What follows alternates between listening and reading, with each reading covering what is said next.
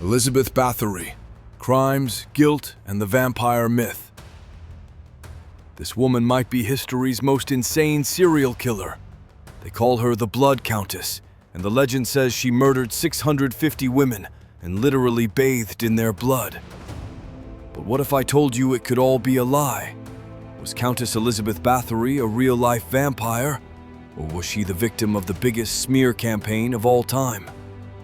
Today we are going to find out the truth behind her terrifying story and how it created the vampires we know today. Part 1. The Countess of Hungary. To understand the monster, you have to understand the woman. Elizabeth Báthory was born in 1560, and her family was unbelievably rich and powerful in Hungary. She was a super genius who could speak multiple languages. When she was just a teenager, she married another powerful guy, but her family was so much more important that she didn't even take his last name. While her husband was off fighting wars, she ran everything. We're talking massive estates and incredible wealth. When he died, she became even richer and more powerful, which is basically the worst thing you could be in a world run by men. And that power is what got her in trouble. Part 2. The Allegations of Horror. This is where things get crazy. By the 1600s, people started whispering that girls who went to work at her castle were just disappearing, gone. At first, nobody with any power cared.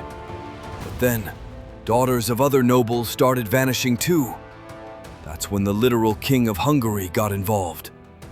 In 1610, he ordered an official named György Thurzo to investigate, and his team interviewed over 300 witnesses. The stories they told were an absolute nightmare. Girls being beaten, burned, stabbed with needles, and even covered in honey and left for ants. The official charges listed 80 murders, but some people claimed the real number was over 600, all based on a secret diary that nobody ever actually found. Part 3. The Downfall. In late 1610, the investigation reached its climax when Thurzo raided Báthory's castle.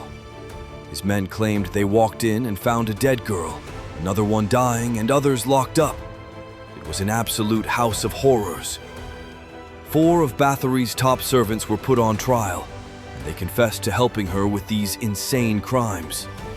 But, and this is a huge but, they only confessed after being tortured. The servants were executed almost immediately.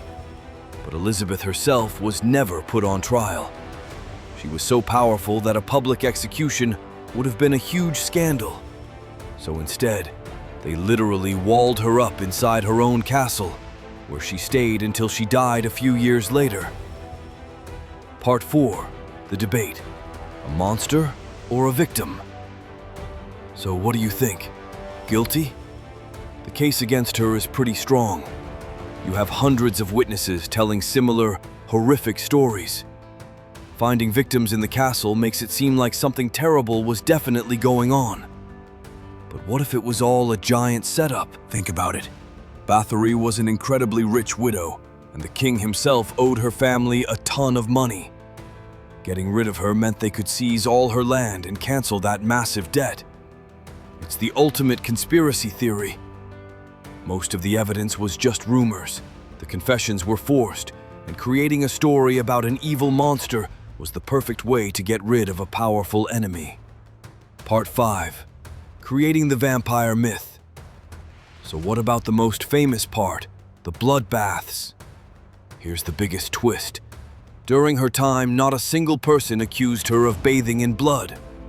That entire legendary story was made up over 100 years after she died.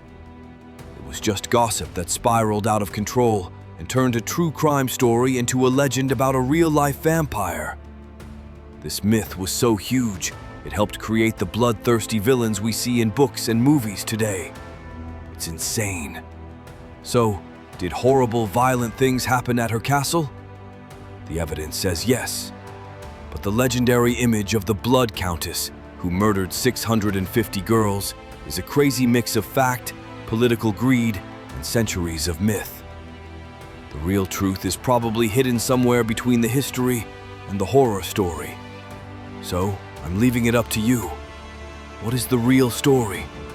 Was Elizabeth Báthory a sadistic serial killer or the victim of a massive conspiracy? If you want to hear more stories like this, smash that subscribe button and let us know what you believe in the comments below.